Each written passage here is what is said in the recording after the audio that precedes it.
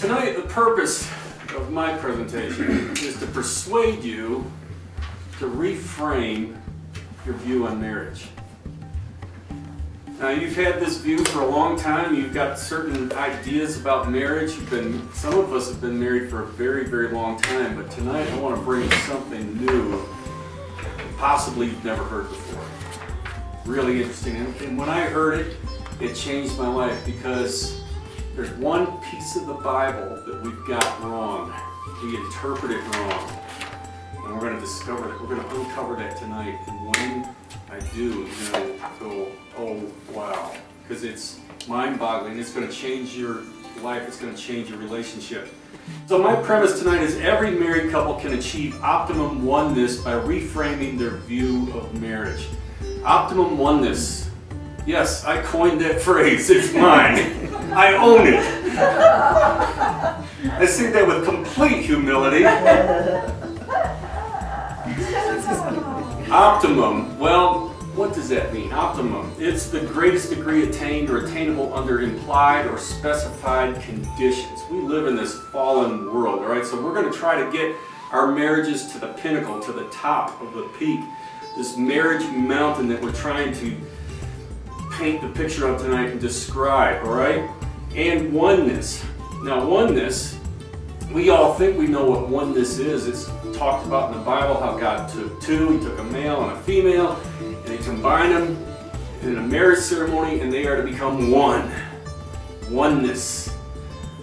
Well, in this case, what oneness is, what I'm wanting you to see by the end of this presentation today is that oneness is actually mutual submission. And we hear a lot about the wife submitting to the husband. We don't hear a whole lot about the husband submitting to the wife. Alright, so we're going to be talking about mutual submission during this. Daryl told this story of when he was a young boy. He was probably, I don't know, 6 or 7 years old. And his family was going to go on a family vacation. And I know he at least had one sister. He may have had some other siblings, but he had one sister. And his parents said, you know, if you're real good, we're going to take you all and we're going to go to the mountains. Oh, young Daryl was excited. He had never seen any mountains. He lived in a flat area. So they start off and they load the car up and they start down the road and they go by a construction site. And you know, they got huge piles of dirt all over the place built up. So he goes by and looks out the window. Mama, Mama, are those the mountains? He said, no, son, those aren't the mountains. You'll know it when you see them. So they ride on a couple hours. Now they're going through the great Smoky Mountains of Tennessee. Mama, Mama, are those the mountains? Well, kinda. They're not the real mountains. No, not yet. When you see the real mountains, you'll know it when you see it. So they ride and ride. They go through Kansas. He's getting really discouraged and frustrated because the little hills weren't the mountains and the Smoky Mountains weren't the mountains. Where's the mountains? This is a flat place. Finally they get to Colorado. And lo and behold, the great and majestic Rocky Mountains. All the awe and wonder. His mouth is wide open. For the first time in his whole family's life, they've seen the mountains. They're huge, they're big, they're beautiful, they're majestic. We want to go to the top. Everything about the mountains in his life were reframed. When he grew up, he was in a flat area. He then saw big dirt hills and he thought those were the mountains. Then he saw the Smoky Mountains and thought those were the mountains. And then he saw the real mountains. And I wonder, are we looking at the real marriage mountain? I want to show you some things tonight, and I want to give you two examples. I want to give you two polar opposites. And I think all of you are old enough in here to appreciate the examples I'm going to provide tonight. One was Archie and Edith Bunker. Remember them? I remember watching them as a kid every Saturday night, and unfortunately, part of my the way I framed marriage came from watching those shows and watching and laughing. They were funny as anything, it seemed like at the time. But if you really dig down into the script and the acting that took place in there, they were horrible. What did Archie call Edith all the time? Dingbat. You remember that? Michael, he called him Meathead. All these demeaning names. And some of that rubbed off on me. All of a sudden I saw women as less than men somehow or another. Not quite as smart, because you start picking up on that. Hey, everybody's laughing. That's funny. That's just the way it is. Let me give you the opposite. One of my favorite couples in the whole wide world. It's President Ronald Reagan and his wife Nancy. Loved them. Do you remember them? Oh, the glow they had as they looked at one another. They were always holding hands. They spoke kindly of one another. If you messed with her husband in the White House, your head was going to roll. You remember her? She had people fired in the White House because she thought that they were after her husband for one reason or another, and they were bad. She got rid of them. There was a tight bond there. Later, she compiled all these gorgeous letters that Ronald Reagan had written to her. One of my favorites I've got to read to you tonight, because this kind of epitomizes the whole experience of how we should be together as husband and wife. And listen to the words. He wrote this on March 4th, 1963. President Reagan writes to Nancy, said, "My darling, this is really just an in-between day. It is a day on which I love you 365 days more than I did a year ago, and 365 days less than I will love you a year from now. But I wonder how I lived at all for all the 365s before I met you." Isn't that a beautiful thing coming from a man's heart? Now, we all want to be that way, and us guys, I assume we want to be that way towards our wives, and we don't know how to be mushy like that sometimes. So you know what I did? I bought his book. And there's been a couple of times on our dates, I'll just whip it out and I'll start reading one of these letters, and I'm reading it to Jan out of his words, and she loves it. Those are the kind of things that we need to do, all right? So those are the stark contrasts. Do you, in your marriage, do you want to be like Archie and Edith, or do you want to be like Ronald and Nancy? That's the big question, because that's what you're going for. I know those are extremes, and some of us are probably going, "Well, man, I think I'm somewhere in the middle there." All right? Well, we're gonna get you up on the marriage mountain. So let's look at a few things here. First of all, I thought about this for a while, and I thought the big word is one. Back in 2010, I was encouraged by a pastor in a church to pick one word and focus on that one word for an entire year. And you know what my one word was? One. It was a great 2011 because I focused on one. The idea was to get rid of all the fluff in my life, the things, maybe good things, but they weren't the best things, and to whittle things down to the essentials, the things that were really, really important. It was a year of priorities. God, self, wife, children. You know, I was getting those priorities in order. You know, I was writing my core statements in my creative, life plan. So I developed tonight kind of an outline off of the word one. And so the first point I want to make tonight is openness. The awesome power of an open heart. It's important. You heard Jan talk a minute ago about opening and closing of a heart. It's one of the first things that we close up when we run into conflict with one another. And it's hard sometimes to get it back open. Some people's hearts stay closed for years. The trick is to get it open just as quickly as you can. And tonight I want you to see the real marriage mountain. You've probably seen it from a distance, but tonight I want you to see it up close, because the marriage mountain, I want you to see its size and its beauty and its strength. And I want you to see its reward to those who make it to the top. And we can make it to the top when we get to heaven.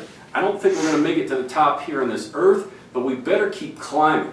In fact, when Roger and Lorraine write any kind of correspondence out, emails, letters, whatever, their tagline at the end is always, keep climbing.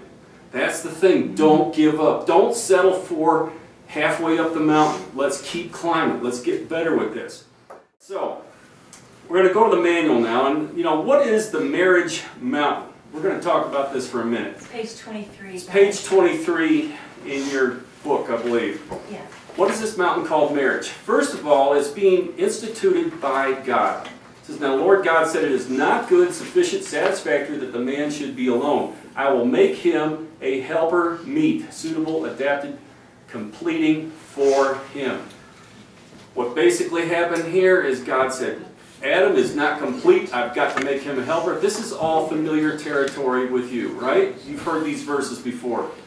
And so, ladies, what happened was, God saw your man and said, the boy needs help. And he created you, he developed you, he miraculously brought you into his life to help complete him. Right? The big movie with Tom Cruise, looking at, what's her name, and he says, you complete me, and everybody's crying and everything, right? That's how it goes, you complete us. I just found this out again for the umpteenth time this weekend. I went off by myself to Glenwood Springs without Jan. We had just spent a wonderful weekend together 2 weeks previous. I made the fatal mistake of going to the same hotel. As soon as I got there, I was hit with, my Jan's not here. And I thought, what am I doing? This is ridiculous. I shouldn't be here. I miss her. I saw her everywhere. I saw her in the lobby. I saw her out there in the grounds, whatever. I miss her because we're one, all right? So she completes me. Now, what I've done is I've taken a couple words and assigned them to each list here because there's 8 of them. But being instituted by God, you know what you are? You're mandated mates. God mandated marriage and he put you together as mates, so you're mandated mates. Yep, made that one up too. Write it down. It's going to be a big light someday. You're mandated mates. Now, you're held in honor among all. Now, it's important that you see marriage the way God sees it. This is an honorable thing. This is a big deal. Let marriage be held in honor, esteemed worthy, precious. That is of great price and especially dear in all things. See, and what I wrote by this one, you're going to notice now that I've taken marriage, and I've done a bunch of M's, then A's, RR's, RR's, II, AA, GG, EE. Okay? By the time we get to the end of this list, that's what you're going to have marriage. In this category here, I put acquire accolades. When you chose to marry, you chose a good thing, and you have God's best. He loves it. He loves the idea that you got married, and you need to see it just like God does. It's a big deal. It's an honorable thing. Don't let the hypnosis of the culture tear it down and say, hey, what is this marriage, man? It's a hassle. I don't get it. It's engagement, the awesome power of an engaged heart. And I want to read something to you because, we were just talking about the head, right? And you got to hear this, and I want you to hear this from the author's own words. So this is a little bit lengthy, but it's important because you have to have the proper view of the term head in that verse. If you don't, you'll never get this right. And here, this was written in the book called Every Man's Marriage. This was the 3rd marriage book that I read. Yes, I'm lecturing at the university around my age. That I read, okay? It was the most boring book I've ever read. I said, man, I already know that. I already know that. I already know that. And then all of a sudden, kablamo. Here was something I had never, ever heard before. And guys, when I heard it, it just flipped the switch on inside of me. It turned me on, big time. It changed my whole way of thinking about Jan. You've got to hear these 4 pages, all right? Because when you do, when you hear the way we've mistakenly internalized the word head, it's going to take on a whole new meaning when you hear it. And this is what I mean by reframing your marriage tonight. He said Paul spent so much time discussing the idea of mutual submission in his letter to the Ephesians. The truth is, healthy marital leadership was rare in the Greco-Roman culture of his day, as wives were simply expected to obey their husbands. In fact, couples adhered to household codes that instructed the husband how to rule or govern his wife, rather than how to love her. God wanted to change that. The Lord's principle of mutual submission expressed in Ephesians 5 was a stunning new paradigm, a revolutionary picture of gender equality. Paul's words were intended to upset the traditional roles for a husband and wife and bring the marriage relationship back to what he originally meant it to be. God wanted to challenge men to relate to their wives from a position of love, like Jesus did, rather than from a position of power and domination. Clearly, Paul wasn't writing to confirm the status quo in marriage, but to change it. Yet many men and church leaders continue to misapply the text and teach that the husband must have the last say at every impasse and even the right to force his wife to submit to him. While some of the misuse stems from self-interest of husbands, I think most of the misunderstanding comes from a sincere miscomprehension of the phrase, "the husband is the head of the wife." Though the Word of God is infallible, the cultural meaning of certain words or phrases isn't, and a genuine cultural misunderstanding of even a single word can have a profound effect on the overall meaning of a text. As we've seen over the centuries, confusion can easily happen when a word's definition changes and when the worldview of the writer differs from that of the reader. Affecting how he interprets what he is reading, I believe the verse of Scripture in question provides a perfect example. Now here's the verse again. "For the husband is head of the wife, as Christ is head of the church, his body, of which he is the Savior." Now here's where it gets really interesting. Paul used the Greek word kepal for head in his original letter to the Ephesians. And our English word head is a perfectly accurate translation of that word. There is no confusion there. The misunderstanding arises not from the translation of the word, but from the differing definitions of the word head in our two cultures. To those of us living today, the head is the governing center of the body because the head is where the brain is. That's where thinking is done and decisions are made, and that's why we often hear titles like head coach and head of state. There's a head in charge in any organization and the buck stops here or there. In short, the head is the chief tiebreaker. So it's pretty natural for us to think in those terms when Paul writes that the husband is to be the head of the wife. We're basing this on our culture.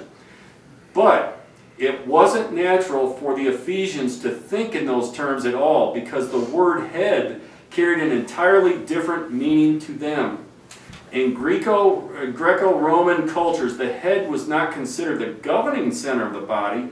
Instead, the head was considered the source of life for the body because the loss of the head always destroyed life. Therefore, in that culture, the definition of kepal was more accurately defined as the source of life. When Paul uses this word in relation to a husband's leadership, he's not saying that the husband is to be the governing center over his wife, but that the husband is to be the physical, emotional, and spiritual source of life to his spouse, just as Jesus is toward the church. Paul used the word kepal for a specific reason. If he had intended to simply defend the status quo of marriage in those days and leave the husband in place as ruler and chief tiebreaker, he would have used the word heart instead and perhaps written, "For the husband is the heart of the wife." That's because in those days, the heart was seen as the governing center of the body, completely opposite of our meaning in this culture. You go back and read that one again about I will later. goodness. But I will. We'll have to do it later. I'll have to do it on the video. But Paul didn't use heart because God didn't intend to maintain the status quo and leave the husband as the unilateral governing center of the marriage relationship.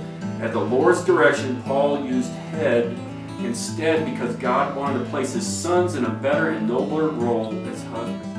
As head of the family, a man has the great responsibility to submit his rights to God and to the well-being and needs of his family, sacrificially, just as Christ sacrificed his rights for the sake of his people. A husband and father is charged by God to cover his family with love, provision, and protection. That doesn't sound like something boring and weak. That sounds like an adventure. And best of all, as a guy, you have what it takes to be that life source for your family. God gave it to you, guys. That's our responsibility, and we should gladly embrace that, to be considered the life source of our wives, where we allow God to pour through us to them, to build them up, to love them, to care for them and protect them. John Eldredge, author of The Wild at Heart, reminds us that we're created to come through for them like this. There are 3 desires I find written so deeply into my heart that I know now I can no longer disregard them without losing my soul. They are core. I love that word core. Talked a little bit about it the last couple of weeks. They are core to who and what I am and yearn to be, and I am convinced these desires are universal, a clue into masculinity itself. They may be misplaced, forgotten, or misdirected, but in the heart of every man is a desperate desire for a battle to fight, an adventure to live, and a beauty to rescue. God doesn't call us to be mere heads of state around our house. He wants you and I to be life sources in our home. And when I saw that for the first time, I mean, it changed my life instantly. I remember how excited I was to see that and learn that out of that book and sharing it with Jan. And it changed my whole focus. It changed my whole behavior. And when you change your belief system, it will change your behavior. When you see yourself as the life source instead of the head or a governing body, you'll make decisions that align themselves with you being the life source in your family. And it's not easy, but I'll tell you what, it's very rewarding. And you're going to have to sacrifice, because it does require action. You know, it was about a year ago Steve Jobs passed away. I just really started studying that guy a couple of years ago. I love Apple products. I bought a Mac computer. I got iPhones, iPads, the whole 9 yards. I'm an evangelist for Apple. Okay? Let me convert you. You people that are on PC. An Apple, I remember Steve Jobs said this one time, an Apple computer to you is like giving a person ice water in hell. You know, that's how he felt about his products. But how many of you are familiar with the name Ronald Wayne? Ever heard of him? Probably not. Ronald Wayne in the late 70s got involved with Steve Jobs when Steve Jobs was just starting Apple computers. Steve was trying to beg, borrow, and steal every dime he could find to keep the company going and to invest in products. He had these wild ideas. He was a crazy guy. He did some wild things. He's kind of hippie, walked around without shoes on, smelled bad, didn't take a bath, all that kind of stuff. He was not the kind of glitzy guy that you saw in later on in life. In the beginning days, he was just a hippie out of San Francisco. He had wild ideas about changing the world. Somehow or another, he talked this guy into backing him, this Ronald Wayne. So Ronald Wayne says, okay, I'll let you use my name so you can borrow credit, you know, borrow money from the bank and what have you. And he got to see the way Jobs was operating, and he just got really scared, really nervous. He said, hey, dude, I don't like the way you operate. I don't like the way you smell. Just give me some money and buy me out of my interest. So Steve says, okay, here's 800 bucks. Will that cover it? The guy says, that's good. Good riddance. Glad to be out of this show, right? Do you realize that that guy had stayed in, he would be worth today, and he never touched the stock. He just let Steve run the company and keep growing it like it has. And everybody knows that. That man today would be worth $2.5 billion. $2.5 billion. But he couldn't see anything more than a couple of dirt hills on a construction site. He couldn't see the big mountain that would come 30-some years later. And here we are, trying to show you the picture of the big mountain tonight. Are you going to cling to something that's in the past, or are you going to just say, you know, that big mountain thing, that looks good, but I don't know if it's attainable. It just looks like too much work to me. I think I'm just going to stay here in the flat land. Is that where you're going to stay? Or are you going to make a decision inside and move? So, you know, I don't care what it takes. I'm sticking with it. I don't care if we fail 100 times, I'm sticking with it. And I am going to be, guys, in your situation, I am going to be the life source in my family. Because let me tell you, after I made that decision internally and I started aligning my behaviors with that decision, it became part of my core beliefs. Our relationship just grew exponentially. It's gotten so much more solid, the way I look at Jan, the way she looks at me, the way we treat one another. But you know what? We have no idea the rewards that will wait for us in eternity when we get there by adopting and adapting our lives to the plan that God's laid out. It's very serious. You should put your marriage way up there at the top. And yes, sometimes that sacrifice is painful. Sometimes I want to do something and Jan says no. Well, when you're in mutual submission, that means you're also going to be in mutual agreement. And if she says no, that means it's a no for us. It's a no for the team. And I may not like it, but it's the right thing to do. And it goes the other way around too. Sometimes she wants to do something and I say no. And we don't do it because we're on the same team. We have mutual submission.